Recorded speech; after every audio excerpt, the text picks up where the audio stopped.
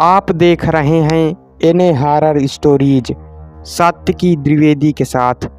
तो सुनिए आज की भूतिया कहानी। अमन नाम का एक नौजवान लड़का था। वह गांव में ही अपने परिवार के साथ रहता था। अमन पढ़ाई में बहुत ही अच्छा था, लेकिन गांव के स्कूल में उसकी पढ़ाई अच्छे से नहीं हो पाती थी। इसलिए वह अपनी पढ़ाई और अच्छे से करने के लिए शहर चला गया। एक रात अमन अपने कमरे में बैठकर पढ़ाई कर रहा था, तभी अचानक चारों तरफ से घनघोर आंधी और तूफान आ गया और वो रात एक डरावनी और तूफानी रात बन गई। अमन ऐसा मंजर देखकर थोड़ा डरने लगा और वह अपनी पढ़ाई बंद करके बेड में सोने चला गया। तभी उसको याद आया कि उसके रिश्तेदार का एक छोटा सा घर शहर से थोड़ी दूरी पर है, लेकिन उसमें कोई नहीं रहता था और वहाँ भूतों का वास हो गया था। इसलिए वहाँ डर के मारे कोई भी नहीं जाता था। तो उसने खुद से वादा किया कि वह भूतों से कभी नहीं डरेगा। दूसरे दिन अमन अपने दोस्तों के साथ शहर से बाहर एक खंडहर किले में घूमने के लिए गया।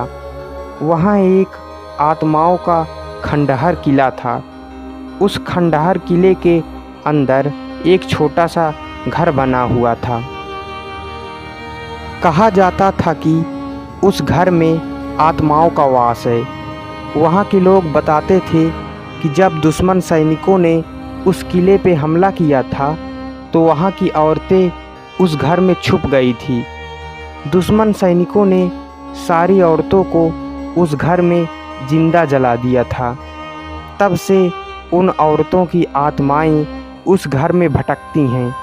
जो भी उस किले में घूमने के लिए जाते हैं वह बाहर से ही किले में घूमते हैं और कोई भी उस किले के अंदर नहीं जाता। लेकिन अमन ने खुद से वादा किया था कि वो भूतों से नहीं डरेगा, इसलिए वो उस घर में जाने का फैसला किया। अमन के सारे दोस्तों ने उसे अंदर जाने से बहुत मना किया, बहुत रोका, लेकिन अमन माना नहीं। उसने अपने दोस्तों से कहा, भूतों से मैं नहीं डरता हूँ, तुम लोग देखना, भूत मेरा कुछ नहीं कर सकते, मैं सही सलामत वापस आ जाऊँगा। तुम लोग थोड़ा देर मेरा इंतज़ार करना, मैं अंदर से घूम के वापस आता हूँ।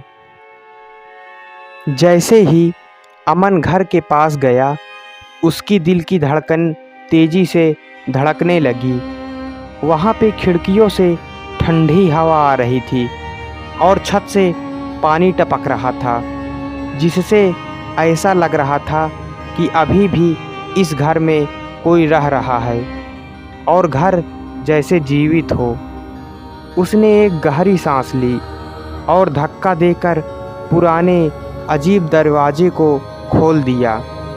घर का भीतरी भाग बाहर से भी अधिक भयानक और डरावना था। उस घर की फर्श सड़ गई थी और दीवारें जाले की परतों से ढक चुकी थी। फिर अमन जालों को हटाते हुए एक कमरे में गया और जैसे ही कमरे के अंदर गया, उसे महसूस होने लगा कि कोई उसका पीछा कर रहा है। अमन ने इस बात को नज़रअंदाज कर दिया और आगे बढ़ गया। तभी उसने अपने पीछे एक धीमी सी आवाज़ सुनाई दी। उसने इधर उधर देखा, लेकिन उसे कुछ भी नहीं दिखा।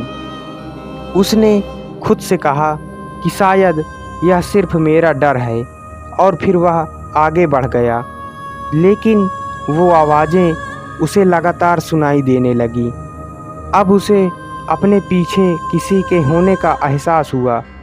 उसे लगने लगा कि कोई तो है जो मेरा पीछा कर रहा है, और वो समझ गया कि वह उस घर में अकेला नहीं है। अमन अपने मन में सोच लिया कि अब मैं यहाँ से नहीं भागा तो मैं शायद जिंदा भी नहीं रहूँगा। उसने धीरे से भागने के लिए पीछे मुड़ा तो देखा कि दरवाज़ा बंद हो चुका था और वो बुरी तरीके से फंस चुका था। घबरा कर उसने रास्ता खोजा, लेकिन कोई फ़ायदा नहीं हुआ, क्योंकि घर के सारे दरवाजे और खिड़कियां अपने आप बंद हो चुकी थी। अमन महसूस कर रहा था कि कोई उसके नज़दीक आ रहा है और हवा हर कदम के साथ ठंडी होती जा रही थी। फिर उसने देखा कि थोड़ी ही देर में एक डरावनी औरत उसके सामने आ गई। उसके सफ़ेद बाल, आँखों से खून के आंसू बह रहे थे और लंबे लंबे दांत और चेहरा पीला पड़ा हुआ था और उसकी आँखें बदले की भावना से जल रही थी। वह चुड़ैल अमन की ओर बढ़ी और वो अपना हाथ उसके छाती पर फेरते हुए उसके कान में धीमी आवाज़ से बोली, तुम्हें यहाँ कभी नहीं आना चाहिए था, अब तुम कभी नहीं जा पाओगे। और इतना बोलकर अमन का गला पकड़कर अमन को उसने मार डाला और उसके शरीर के टुकड़े टुकड़े कर दिए। उसके साथ ही अमन इस दुनिया से चला गया। अमन के दोस्त बाहर उसका इंतज़ार कर रहे थे। काफ़ी समय बीत जाने के बाद जब अमन वापस नहीं आया तो उसके दोस्त समझ गए कि अमन अब कभी वापस नहीं आएगा। अमन के दोस्तों ने उसके घर वालों को ये सारी बात बताई। घर वाले उस जगह पर पहुँचे, पर वहाँ पास में रहने वाले लोगों ने किसी को भी अंदर नहीं जाने दिया और उस किले को भी हमेशा हमेशा के लिए बंद कर दिया गया, ताकि कोई भी गलती से भी उसमें जा ना सके। तो दोस्तों, इस कहानी में बस इतना ही। मिलते हैं अगली भूतिया कहानी में। कहानी पसंद आई हो तो वीडियो को लाइक और चैनल को सब्सक्राइब कर दीजिएगा। मिलते हैं अगली भूतिया कहानी में।